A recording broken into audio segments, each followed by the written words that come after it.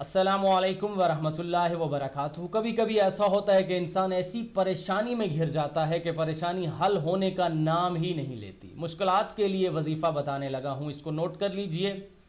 ये वजीफ़ा ख़ुद भी कीजिए। अगर मुश्किलात नहीं हैं उसके बावजूद इस वजीफ़े को अपने विर्द में रखें। वजीफ़ा है अल मुक़्तदिरु।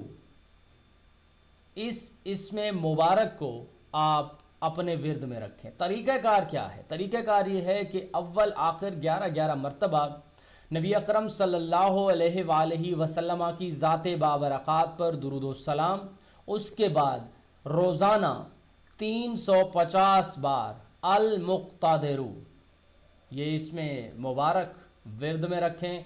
इंशाअल्लाह अज़्ज़ व जल कोई भी परेशानी, कोई भी मुश्किल आपके करीब बिल्कुल नहीं आएगी, क्योंकि मुश्किलात भेजने वाला भी हमारा रब है और मुश्किलात को टालने वाला भी हमारा रब है। जब उसके नाम नामी को पुकारा जाता है तो फिर अल्लाह अज़्ज़ व जल मुश्किलात आपसे टाल देते हैं।